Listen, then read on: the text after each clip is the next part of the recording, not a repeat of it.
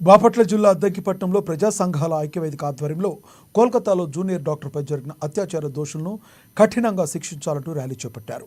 ప్రభుత్వ బాలుర పాఠశాల నుండి మున్సిపల్ కార్యాలయం వరకు ర్యాలీగా చేపట్టారు. దేశంలో మహిళలకు రక్షణ లేకుండా పోయిందని ఐక్యవేదిక అధ్యక్షులు త్రిమూర్తులు తెలిపారు. రోజు రోజుకు ఆడవాళ్లపై హత్యలు, అత్యాచారాలు పెరిగిపోతున్నాయని ఆవేదన వ్యక్తం చేశారు. చట్టాలను మరింత కఠినం చేయాలని అవసరం ఉందని తెలిపారు.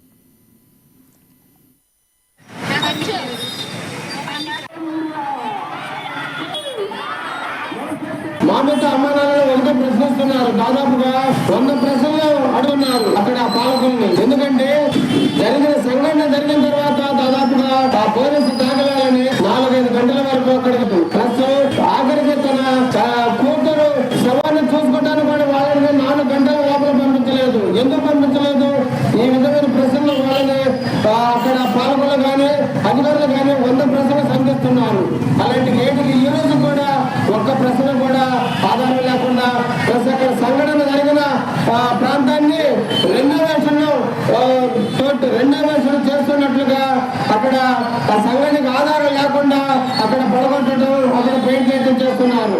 ఒక క్రైమ్ జరిగిన తర్వాత అక్కడ ఎలాంటి వారు కూడా ఎలాంటి చర్యలు తీసుకోవటం లేదు.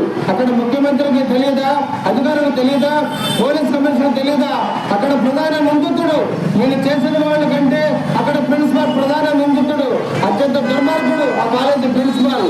అతన్ని వెంటనే కస్టడీలోకి తీసుకోవాలని, పోలీస్ కమిషనర్ కూడా కస్టడీలోకి తీసుకోవాలని, మామిత ఆత్మకు శాంతి చేకూరే వరకు మరియు అక్కడ ప్రజలకు నమ్మకం కలిగే వరకు